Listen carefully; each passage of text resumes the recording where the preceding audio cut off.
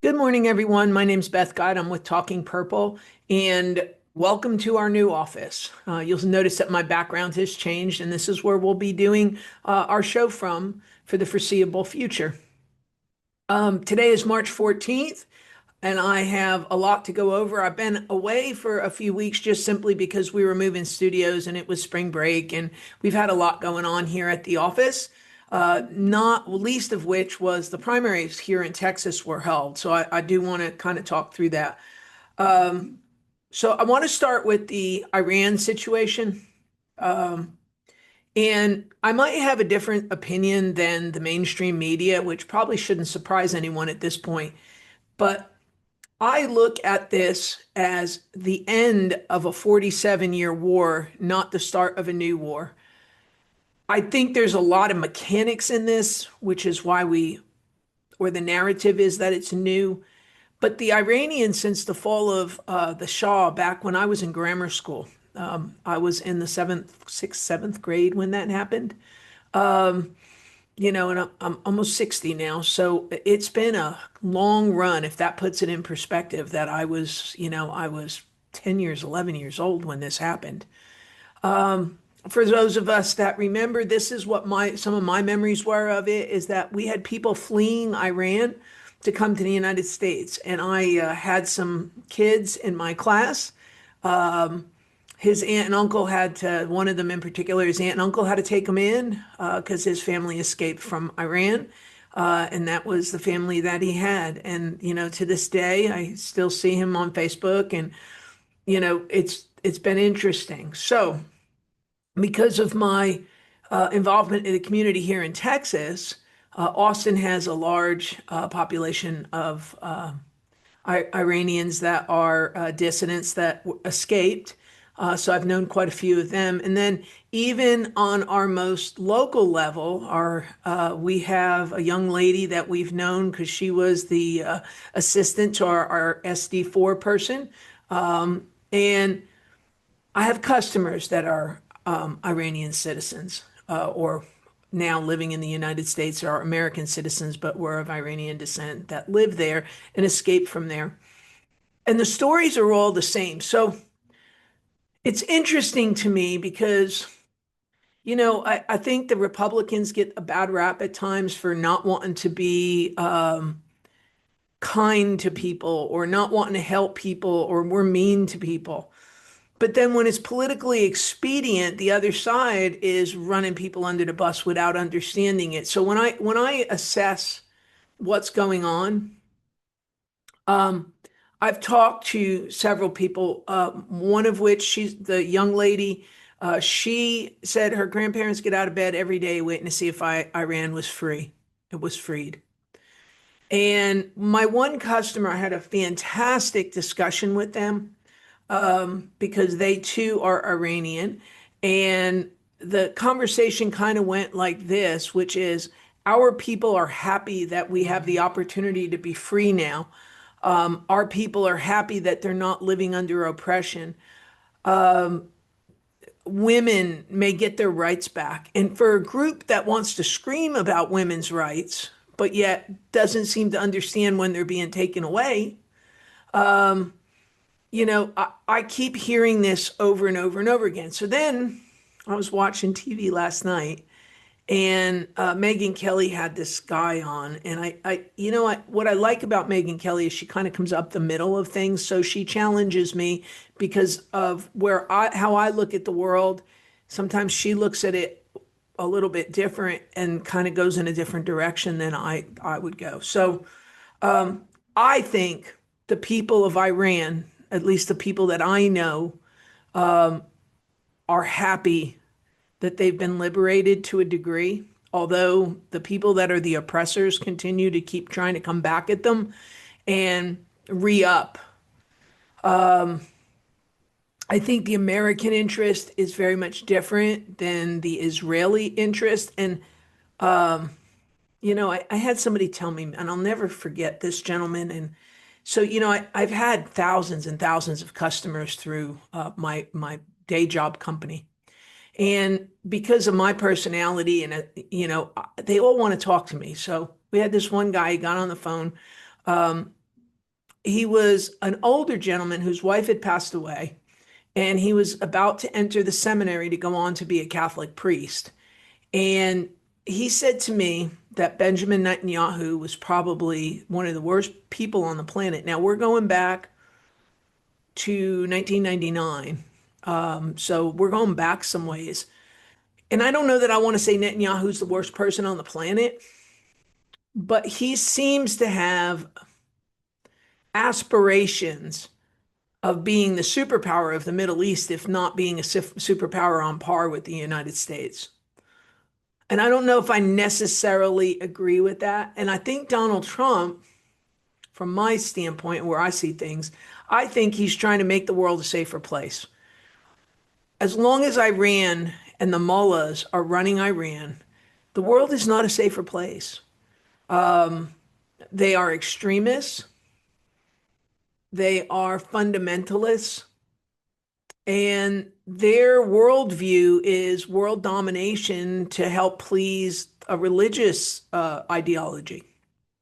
And I don't think that we've been taught that in school.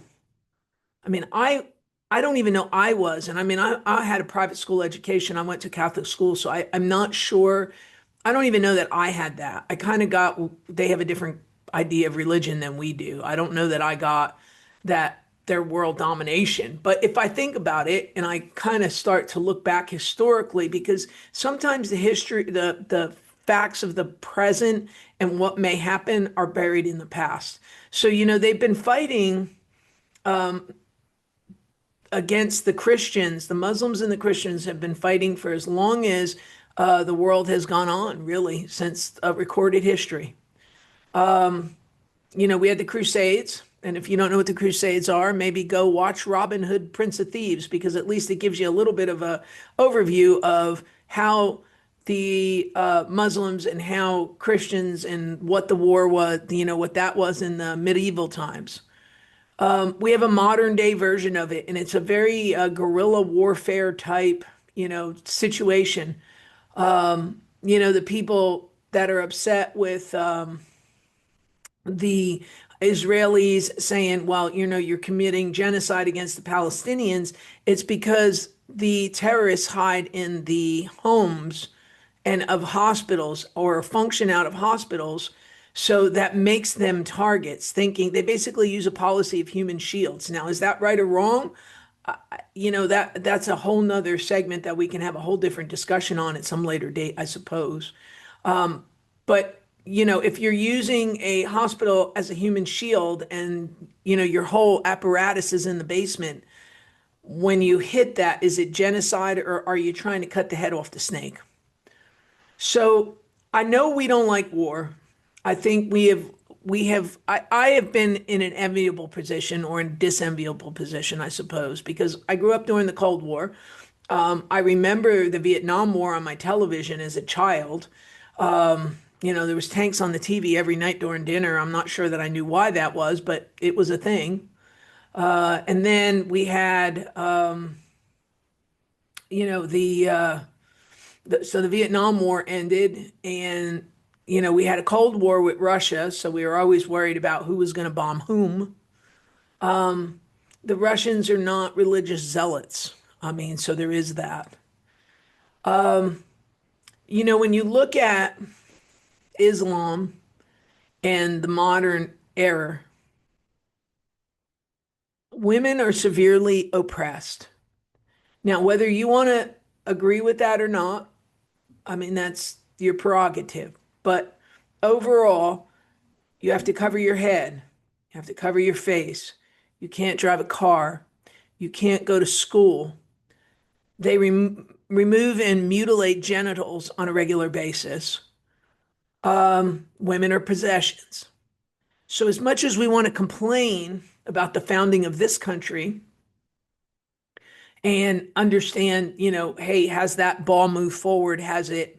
Was it, what was the original impetus of it all? I am not the 100% convinced that the country was founded in a wrong way. I think there was two factions of it, and one faction won, and in the Civil War, the other faction fixed it. And then, you had to root that out of society. And I think it was rooted out of society for the most part, at least to my mind. I think my generation was pretty okay with just about anything that went on. And then we've had the 90s and the 2000s, and the pendulum seems to be swinging in the wrong direction. Um, I just, there seems to be a whole lot of misinformation that's being promulgated out there. And when we look at these things and we look at how things are, you know, we've got to look and evaluate things properly. So, one of the things Megan Kelly said yesterday that I thought was a little interesting was the guy that was there with her, he was saying, well, they had 10,000 people out on the streets and they were all celebrating, and the leaders of the Iraqi mullahs were out there celebrating. They aren't hiding from Donald Trump. They're not hiding in bunkers the way Pete Hegseth is saying. And it's so hard to know the truth in this day and age. I really, it's very, very difficult. Now, I always think of my friend Baghdad Bob because I used to get up every day to watch the Baghdad Bob interviews. For those that don't remember, during the Iraq War, the Minister of Information would come on the TV and he would say, we're knocking the Americans back. And there were the Americans walking in the back of the screen behind him. So there's a whole level of propaganda. I don't know how much rhetoric we're seeing is real and how much of it is just that it's rhetoric trying to cause or elicit a response. Now for the nuts and the bolts as to why. I think Donald Trump has been trying to get rid of Iran. Now, I think maybe Israel was a bit of an instigator in it this time around. I don't know if now was the right time to do this, although in the world of 3D chess, to make sure you have control of Venezuela before you do this tells me that there's some forethought, because Venezuela will continue to help with the oil production in this country so it won't get too out of control. Although, gas prices are approaching, well, here in Houston, they're over $3 now. I mean, it's like 303 this morning at the gas station. Every day it seems to go up 10 cents. I was enjoying my lower gas prices because I could drive down to the coast and go fishing every weekend. So I'm going to have to be a little bit more frugal with that part of it. And I'm sure grocery prices will go back up again because, trucking groceries in, that price of diesel has to get baked into the equation. So there's a lot of economic issues that I think we may end up having more than what Trump would want, because Trump has been trying to get us straightened out from the COVID Biden debacle. And now we've got this. I have to listen to the people that live there that say how happy they are that this has happened. They want the crown prince, the son of the Shah of Iran, they want him reinstated because the Shah of Iran did right by his people. And this pack of radicals that took over Iran has been nothing but trouble for all of us since I've been 10, 11 years old. So I think we should have a perspective. I think we should understand what we're looking at.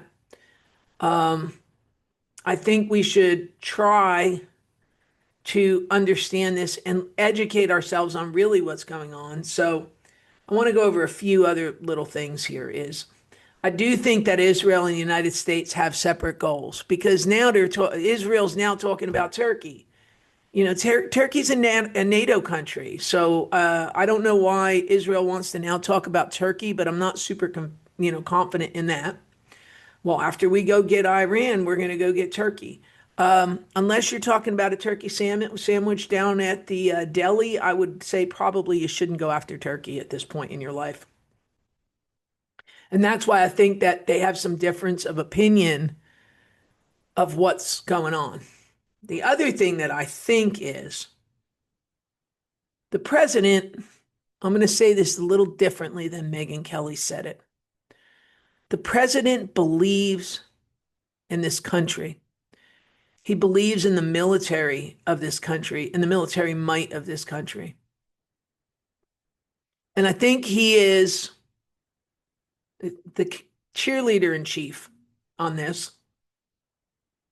And when I think about it, I can see him believing that this was going to be a whole lot simpler than what it was. In June, we knocked the heck out of them. We took out their underground facility, and then here they came back again. And apparently in this discussions, it keeps being said that they said, well, we have enough material to make 10 bombs, so we're not in the mood to negotiate. And I'm sure Israel thinks that they are a target of this, and justifiably and understandably so. I don't see why they wouldn't think that. Because again, if we understand this Muslim-Christian war that's going on, and what Muslim-Jewish war that's going on, I say Christian, but the Jews are on the Christian side, so we'll just kind of lump them all in for the moment. If we understand that, Israel is really a threat. Iran is backing the terrorist groups that are living among them, that are constantly bombing them over the last 47 years or trying to cause problems over the last 47 years. So this is not a onion. It's a multi-level problem.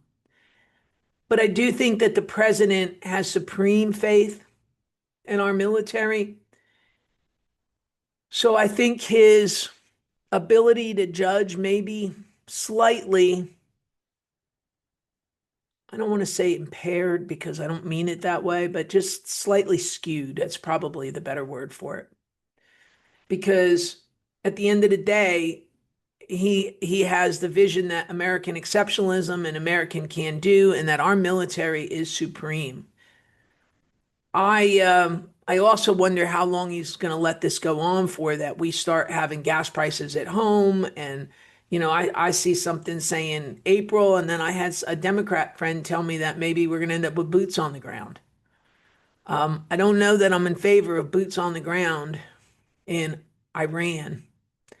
On the other side of the coin, when I look at it from a pure military standpoint, which I'm not a military person, and as this comes out of my head, I'm Air Force true and true because my dad was Air Force and executive producer is Air Force, and a lot of my friends are Air Force. So my heart's with the Air Force. It always has been. But can you win a war on just air power? And I think that is a valid question. It's something that we need to talk about and we need to think about. And can it be won without a kinetic factor? So I'm not in the camp that this is all bad, woe is me, why did we go do this? To the extent that Megyn Kelly and her guests were, because they're looking at this as Trump got us in a new war. And I'm looking at it as Trump is ending another Cold War. This is no different than the fall of the Berlin Wall under Reagan.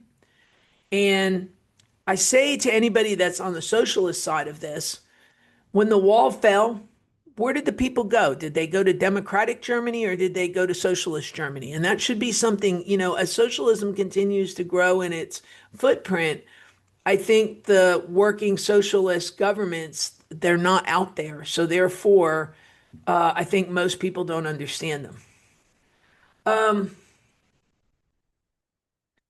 Because of this, I think we've seen a rise of terrorism at home.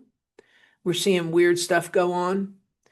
And then we've got Mondami taking up the Muslim side of it in a very heavily Jewish New York. And again, I never did quite understand how the Holocaust happened.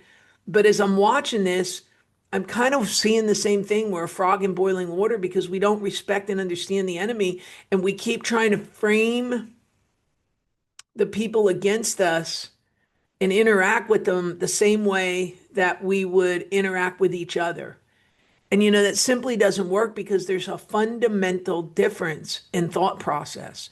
And because there's a fundamental difference in thought process, you can't reach people using your own thoughts and your own talking points because you're just going to continue to talk past each other.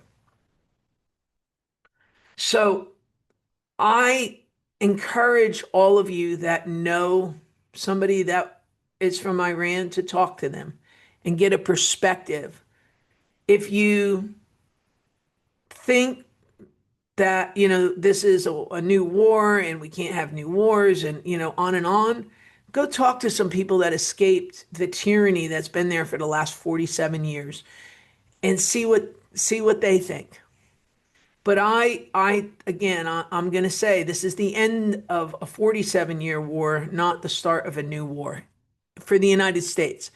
I don't know that I can say the same for Israel. I may make Ben Shapiro mad saying that because it seems to be some of them are all, if it's against Israel in any way, shape, or form, then you must be wrong and you're not. And I think that's the other thing is to be so in and not to be able to intelligently assess what you're looking at. I mean, I understand that you want to use Mark Levin's the same way. You want to use your platform to push your agenda, and I get that. But I think you have to do that with honesty, and you have to be able to sort out what you think is going on from what is your belief system versus what does the middle of the road tell me. And I mean, when I mean the middle of the road, what I'm saying is that, if I look at this from a historical perspective, if I understand both sides, if I understand how I got here, I guarantee that a lot of you don't even know that the area that's in Palestine belonged to Jordan initially, and that Jordan didn't want these folks either.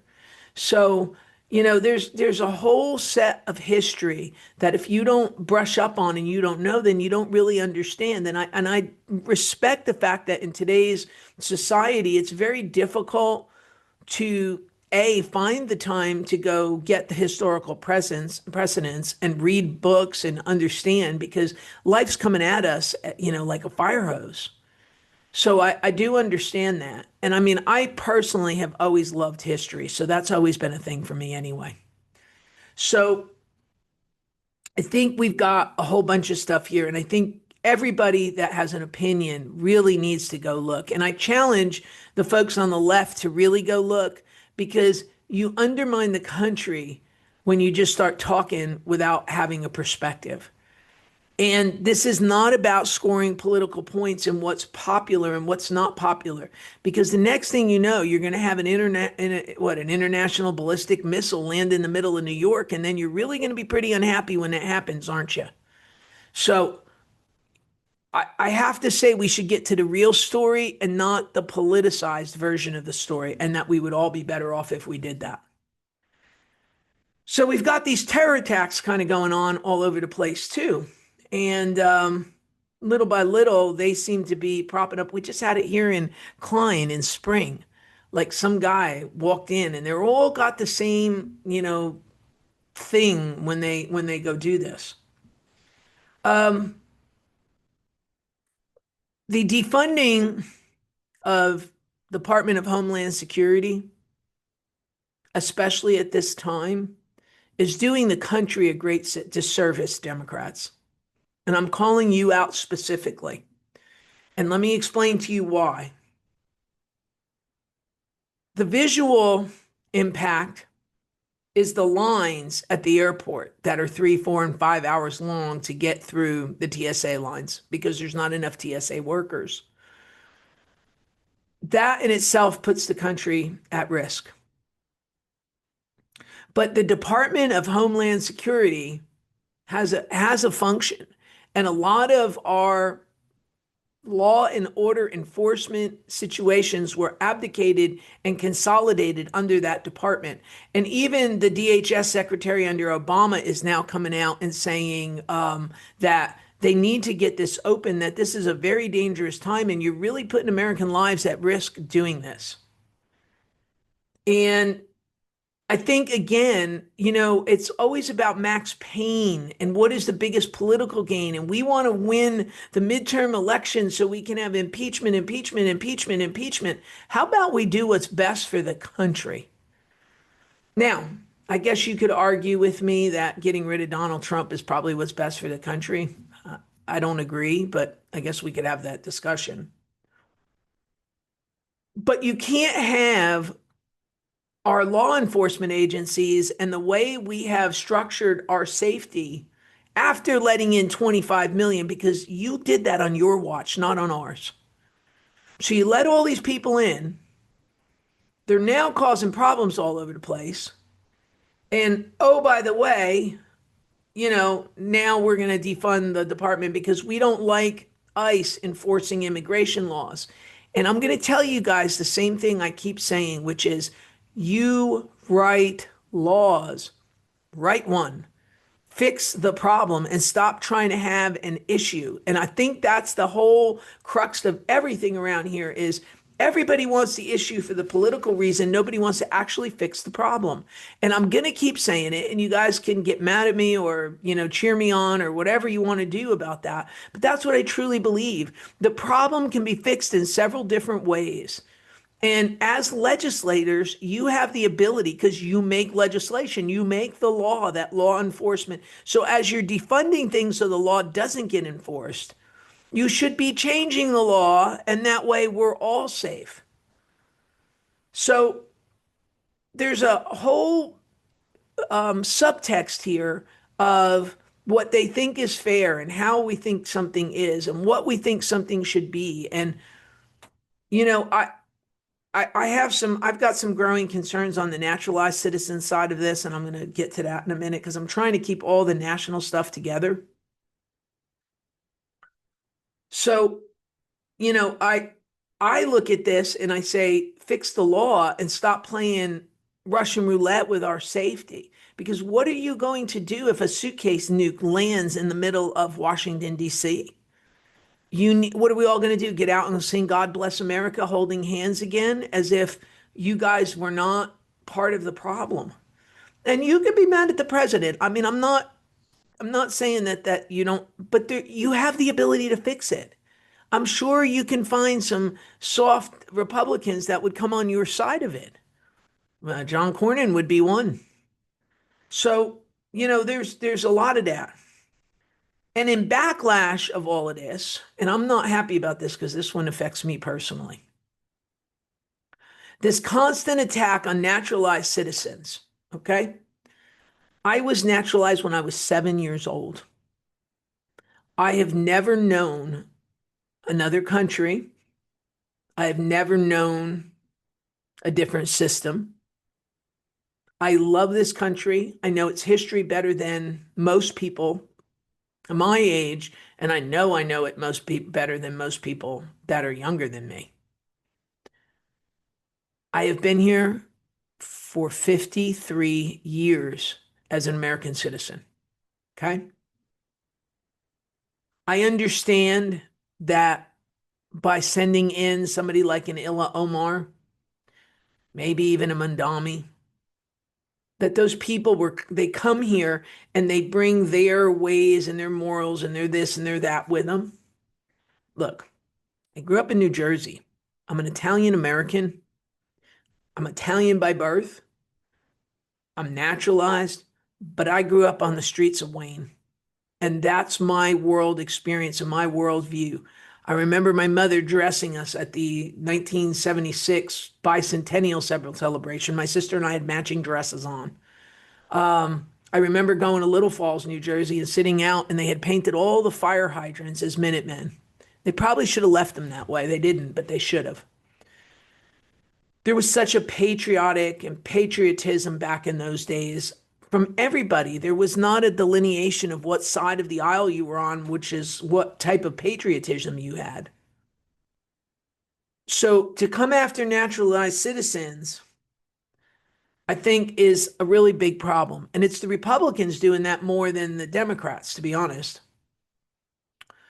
And the ones that they're after are the Democrats that are bringing socialist views and socialist viewpoints in and trying to convert our society to the society that they left. If your society was so good, you might want to go back to that society. I think my society, I like living in New Jersey when I was a kid. I like good pizza. I know where the best pizza is in pizzerias. I mean, some of them are still there. I liked having my friends that were Italian Americans that bought their customs over and that we would go to our Sunday dinner and we would go to my friend's house and their mother was right from Italy. And we had a whole, we always had cultural based dinners, if you will. We had a good life. We didn't forget what being Italian meant. I haven't forgot what being Italian means today. But I'm American and nobody's going to change that. So some of the things that I'm seeing go by are things that say, well, naturalized American citizens can't be in the Congress. And okay, except that if I pull out Article 1, Section 2 of the Constitution, I just have to be here 7 years and I'm eligible to be in Congress. Now, why I say in some part that this may affect me is because realistically, I want to maybe run for Congress. I haven't ruled that out of my bucket list items. To be honest with you, I haven't ruled it out. But I have to be a citizen for 7 years. I've been here for 53 years. Maybe the right answer is to increase that number.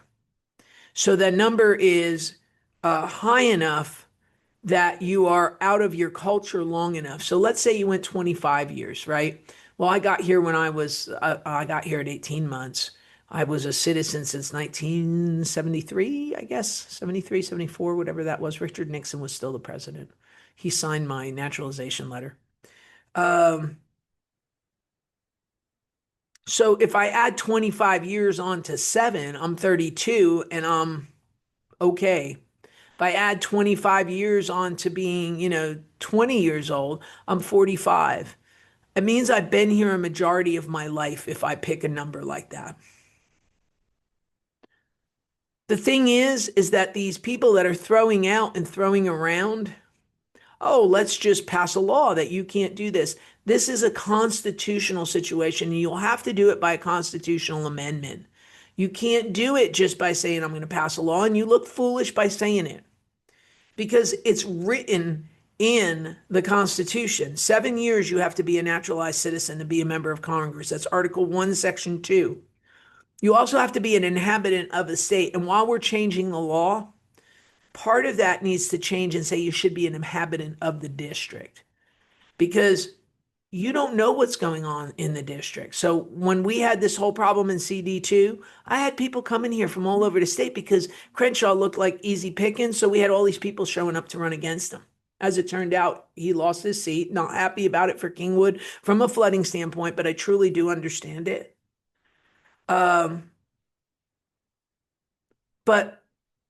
at the end of the day, this needs to stop, in my opinion. My opinion is if you want to do it, then start a constitutional process to do it. Otherwise, stop talking about it because all it does is undermine my citizenship. Some of these people that are talking, they're younger than 53 years old.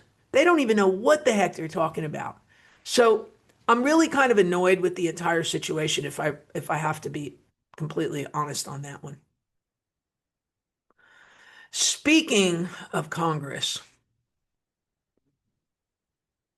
um, Crenshaw did lose his bid, and I had been supporting him. And this is going to tie to Montgomery County too.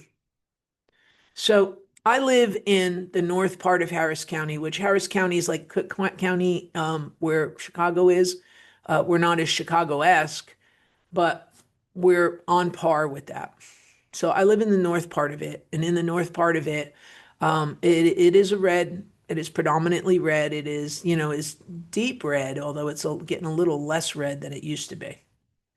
And it's up against a very red Montgomery County. The problem is, and at least this is how I see it, okay? I want to win elections. I'm trying to make that a career path. I want to get out the vote, and I want to win elections because the way you change things is you win elections. Trump taught the Republicans how to win elections. And Trump learned from Ronald Reagan how to win elections, which means that every Republican needs some manner of center left Democrat to win the election. Because most people will identify as Democrats, even though they're not way over here. They're not for transgenderism. They may have Trump derangement syndrome, but other than that, at least they're somewhat can be moderated. We are fighting the far left by trying to go to the far right and be just as wacky as they are. And we have an interesting situation shaping up here in CD2. And I hope everybody hears me loud and clear and listens to what I'm going to say. I understand that the fundamentalists got hands on this election and that several of the churches up in Montgomery County helped drive that election.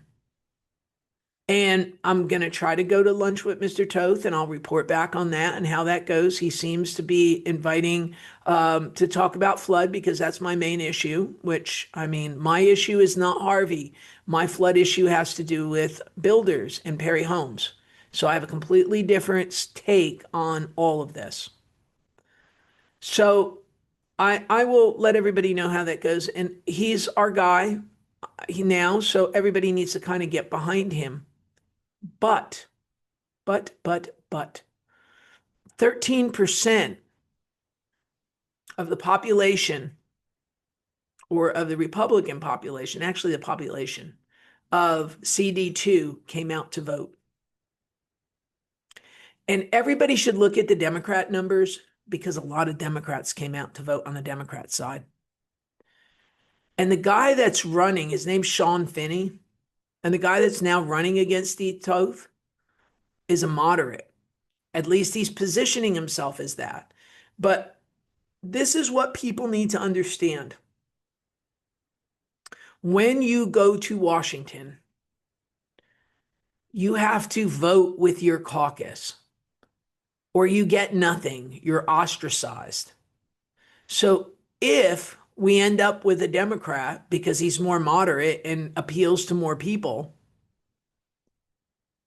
we are going to have a world of trouble because he's going to caucus with the Democrats. He's not going to say, hey, I'm a moderate. Let me go find where I'm going to go sit in the middle.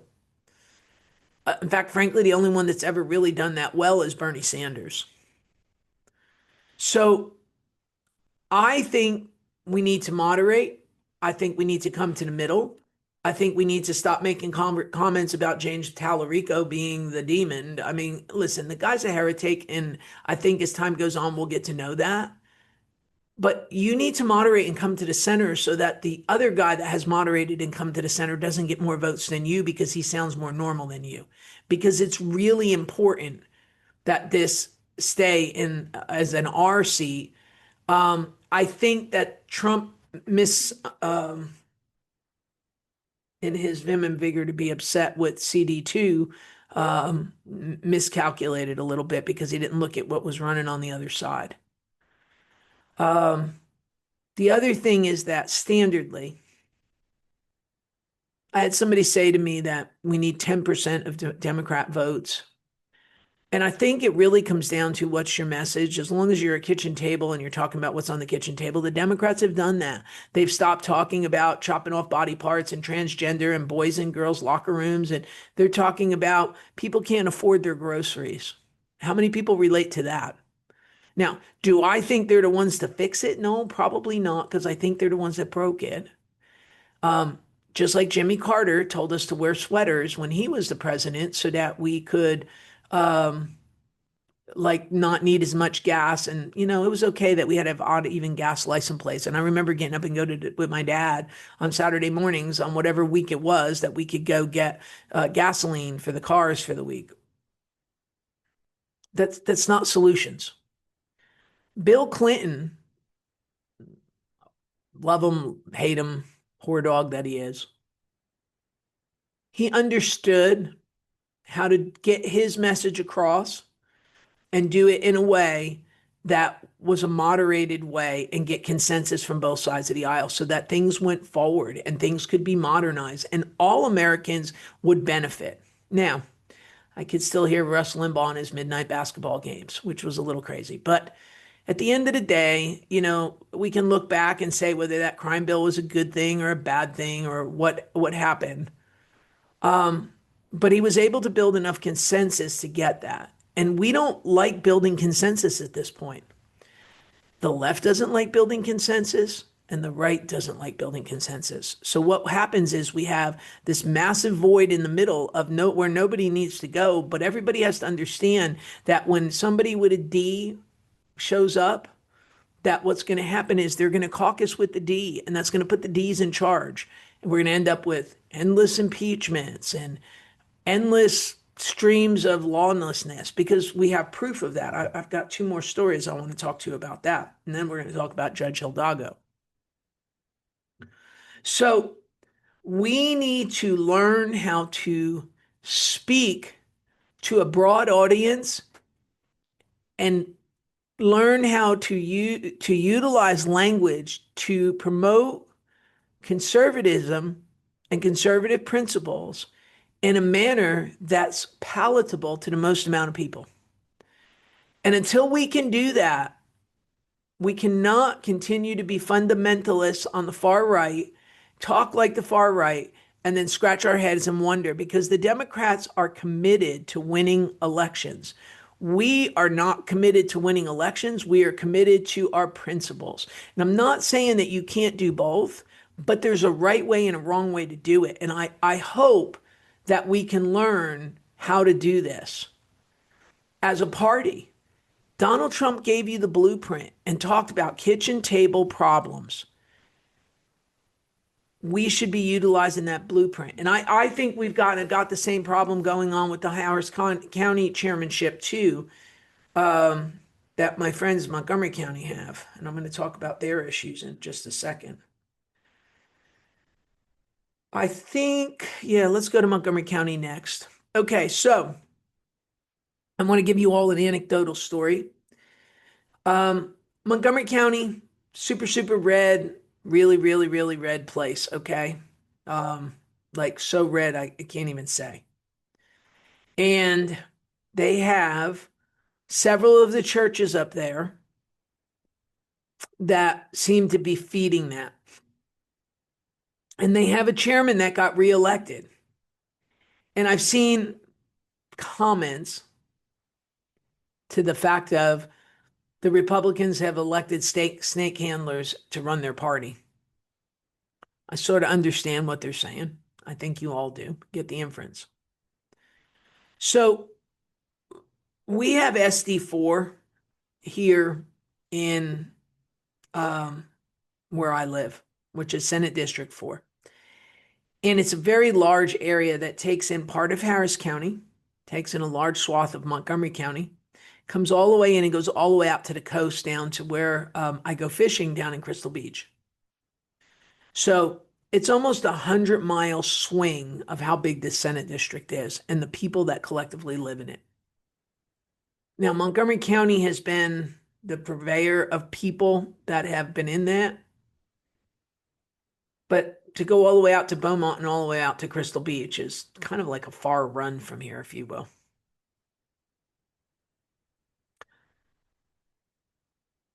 Montgomery County needs to figure out what it wants to do here and stop being bullies. We experienced that at our state convention, that all the rest of the people together, if we did not have a contingent as big as Montgomery County pushed its agenda through, which kudos to them for bringing enough people. But they do it because they're a church. They say, okay, everybody in the church today, we're going to the state convention. We don't have that level of organization here. A lot of the people where I live are Catholic. I think it's probably the biggest, if not the second biggest group here in the area. Um, we're more economic minded than we are fundamentally religious minded. Um, there's different types of conservatism, I guess. And I like President Trump's brand. That's a big tent, talks about economy, basically is populism. Okay. The Democrats now are doing their own brand of populism, which is why we're going to have a problem in the midterms unless somebody pulls their head out and starts to understand how to run this. Because you can't just walk around thinking, well, I'm just going to win. Because you know what? You're not. You cannot go too far to the right to win a general election. And if you're pushing that narrative, you guys need to wake up because you're going to lose. And then you're going to be like, well, we're going to fight harder. No, the more as you're fighting harder, your rights are going to be eroded more. Come up with different ways of stuffing the ballot box and having the dead vote and all the other things that is done to make sure that there's enough illegals voting. The other thing is, if I had to prove I was a citizen eligible to vote, I have no problem doing that. There's this thing called a passport. And, I don't know why, if everybody's so concerned about it, don't get a passport. I think most of us went and got them anyway because we had to because of the real ID problem. So I'm not buying this. If you get married, we're taking away your right to vote. And if you do this, you can't prove your name and we're taking away your right to vote. I can go to the passport office and get a passport. As long as I can get a passport, there's nothing to say that you can't prove you're a citizen because that's what that passport does is prove you're a citizen of what country you're of. So there's just a lot of things here, but I am not willing to die on a sword on principle. I'm going to win the election and then I'm going to change the narrative. And the sooner the Republicans learn that that's what the Democrats are doing, the better off you're all going to be because you're actually going to be happier with the outcome of the elections because you're going to end up seeing your brand of what this country should look like being pushed forward. Either that or we need to do something different because what we have right now is not working. And I think we're frogs in boiling water at this point. So I think Montgomery County and the lady that runs Montgomery County, she's a big problem. She's really a big problem. And I'll tell you, it's funny. I walked in the office up there not too long ago because I needed to see what and who won, who had declared for judgeships and all up there. And I walked in and her husband said to me, "You're with the Democrat Party. You need to get out of here." And I said, "No, actually, I'm not with the Democrat Party. I came up to help one of my friends ask me to do something for them. And I said, I'm here to do that." I said, "Your wife knows who I am, but you're a Democrat." "No, not a Democrat. I talk like I'm from New Jersey. I might look like I'm a Democrat. I'm not a Democrat. I'm a constitutionalist is what I am." So, but that's what you have. Like you have to do a secret moose handshake, water buffalo handshake to get in the front door of the Republican Party in Montgomery County. I mean, that's ridiculous.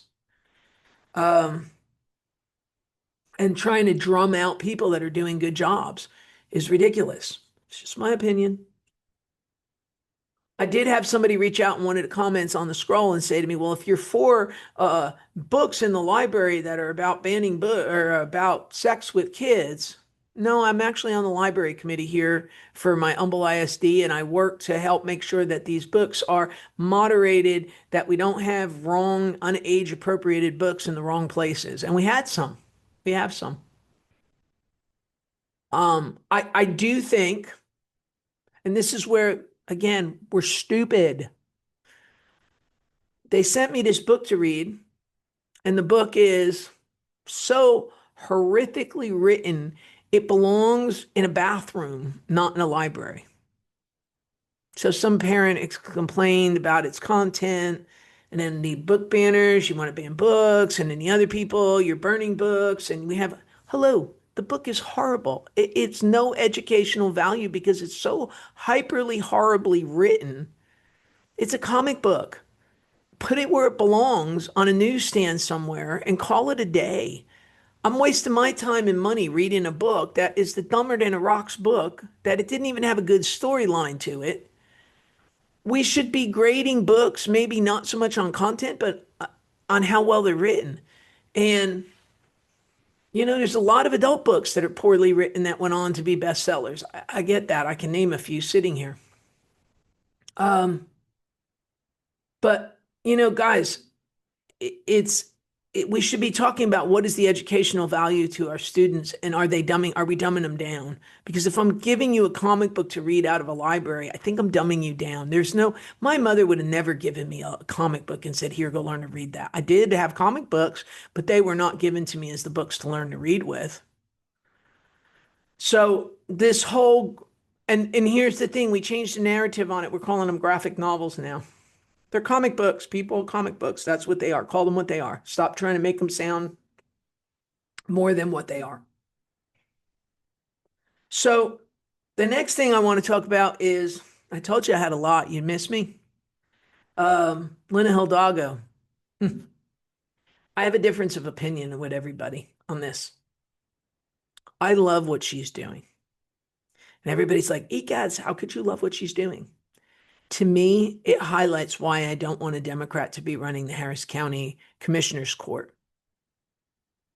It highlights to me why I need a statesman like somebody like Orlando Sanchez to take that spot rather than Anise Parker, who's got her own set of problems because she's now having to bow to Rodney Ellis to even get the nomination. Otherwise, we're going to end up with Letitia Plummer with her breathe license plate. And, this is going to get to be a nightmare. So we need to this is a great case study.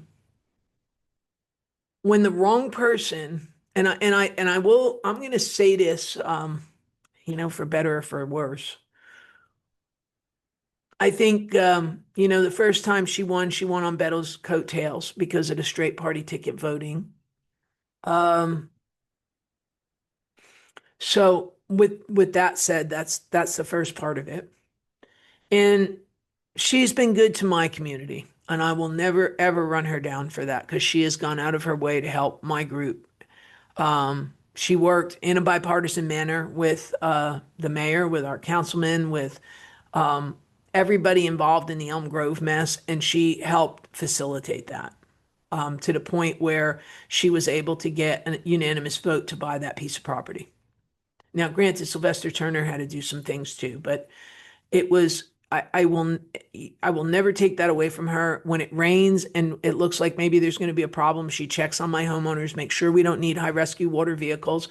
She's done her job right when it comes to Elm Grove. And I will never say, and this is where I say, be a straight shooter and call balls and strikes as you see them. She helped me. She helped my community. And that's really all I've wanted. But you can't go throw a fit at the Houston Livestock Show and Rodeo because you can't have sit in the dirt for whatever her name was, Megan Maroney or whatever the heck her name was, that she's all upset about. And you can't throw a fit. You should lead by example. You shouldn't throw a fit when law enforcement tries to remove you or take you out. Deal with it after. My understanding is her people were already told she wasn't allowed down there. So why she did that to go do that? It's a textbook case of entitlement. And we shouldn't be doing that. We need to understand the roles and the positions that we have. Our job is not only to represent and to lead, but it's also to set a good example. And you don't set an example of entitlement. And that's what this is. AOC does it. Hidalgo has done it. Mandami is doing it. It's a whole generational circumstance of stuff. Okay? So people have called for her resignation. And I understand why they have. I need her to stay because I need to highlight and continue to highlight through November why Orlando Sanchez needs to win this. Because that guy is the epitome of class. He understands his job. He understands what needs to be done. And he was out volunteering for the rodeo, not demanding tickets for the rodeo. So I have a little bit different of opinion. I know she's got an important role, that she has a set of powers that under emergency situations, we've had emergency situations and she's done just fine. Mayor Whitnemeyer kind of took her by the ear and drug her through it, as did Mayor Turner. So I'm not so worried about those powers and all of that. I want to win in November. Again, I want to win in November, and that should be everybody's goal because that's the only way I'm going to bring about a sensible government. And when my choice doesn't hold up their end, trust me, I will be just as mouthy as I am now. Because, like I said, Trump, I think he's kind of got a little bit of rose-colored glasses on this Iran thing, and I don't think that he's truly identified that him and Israel don't truly have the same goals long term. Okay. So balls and strikes, people, balls and strikes. So the last thing I want to talk about, and this is sad, and this kind of comes down to the county level as well. I think this made national news even possibly. So I went to a meeting a few weeks ago and I was asked to sign a support card for one of these ladies in another chapter that had cancer from our chapter. And her name is Cassie Daniel. She had stage 4 ovarian cancer, and we kind of sent a card and well wishes and, thoughts and prayers, that kind of thing. And that's a good thing. So we did that. And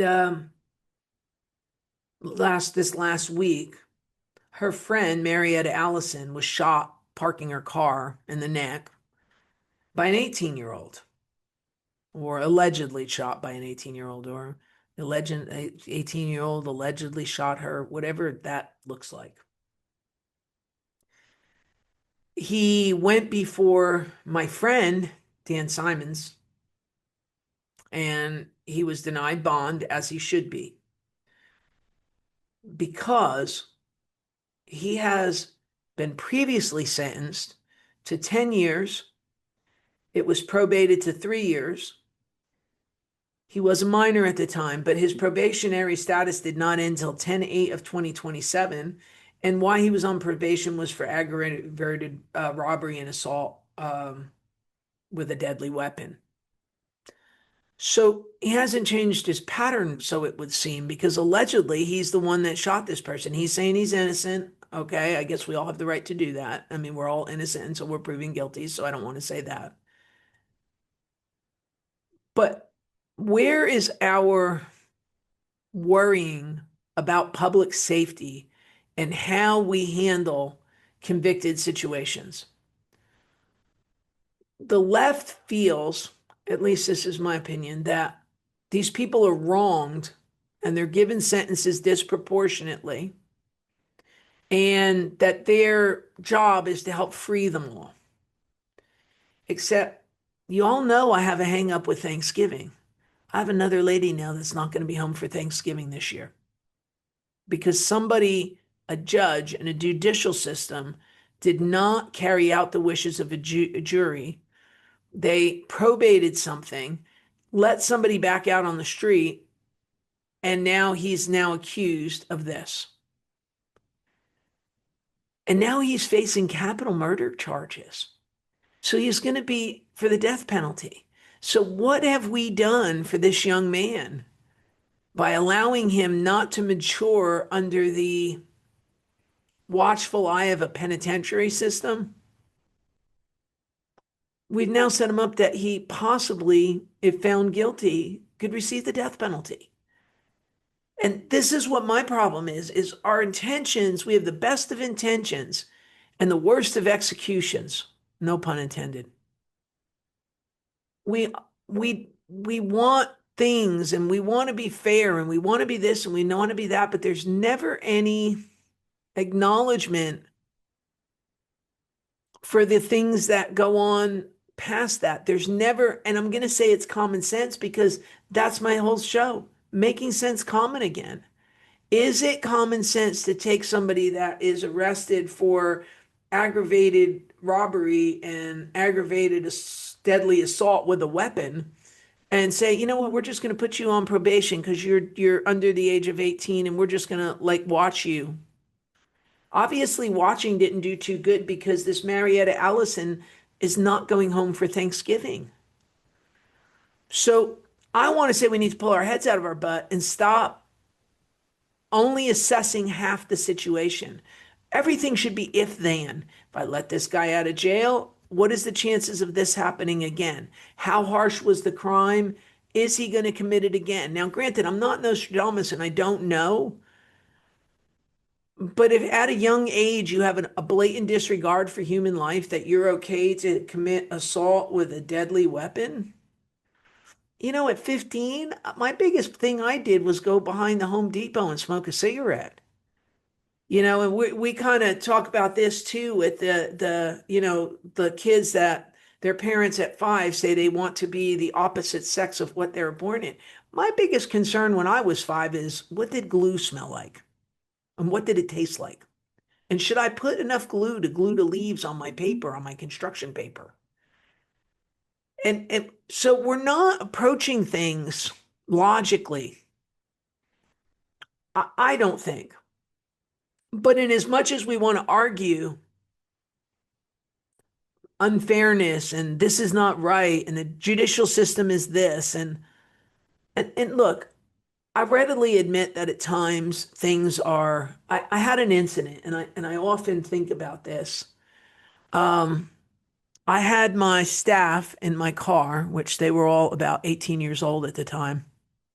And we were coming back from lunch. We had wanted to go to Chewy's for lunch and we were on our way back. And I was kind of speeding down the road, but I wasn't excessive. I was maybe going 55 and a 50, which is still against the law. But so cop got off the highway, came, pulled me over, and I was kind of pissed off because I didn't really think I did anything wrong. And I kind of, instead of being yes, sir, no, sir, and being subservient and I was like a little more animated because I really didn't think I had done anything. And he's like, I saw you, I paced you, I this, I that. I said, I don't think it was me. I had my kids in the car. I was going 55. I said, if you want to say I was going 5 miles over, yeah, probably. I said, but I wasn't doing 65 or 70. I said, I was, and which I know some of you that know me and know how heavy of a hood I have would find that hard to believe, but my kids were in the car. And it got very contentious. And as this was when he pulled away, I looked at the kids and I said, if I was anything other than a white suburban woman, I said I probably would have been asked to get out of the car and maybe even arrested. Because I was really kind of I don't want to say I was belligerent, but I was really that kind of aggravated with it all because it was that I kind of saw it as being wrong. And, the guy was trying to intimidate me because I was a woman. I can see, right and wrong in this, but I do know that if I had been a 18-year-old or 22-year-old black guy, I would have been out on the ground and had handcuffs behind my back in 2 seconds flat. So I understand it and I can see it and I understand all sides of it, or at least I think I do. But on the other side, we can't take that and then allow people to go out and get out because we feel bad. And then now this nice lady is not going to be, somebody shot her. Either this guy didn't, somebody else did, but somebody shot this lady because she is definitely dead. So he may say he didn't do it, and maybe there was other people there, and we don't know yet.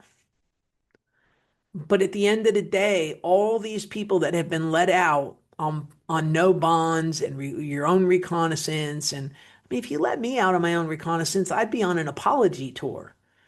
But again, I have a very different worldview and a world experience than other people. So I think, I feel bad, but I feel bad for the family. And I'm very grateful that we had a Republican judge in the form of Dan Simons that fixed this problem.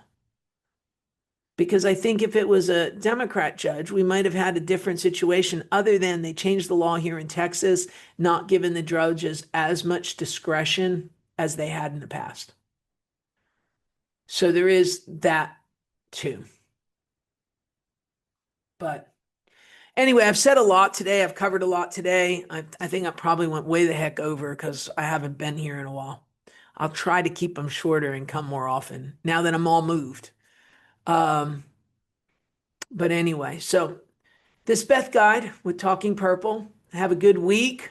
And just remember, try to keep sense and make sense common again, because that's really what I think is wrong with the world. We have no common sense and we can't figure out what's right and wrong.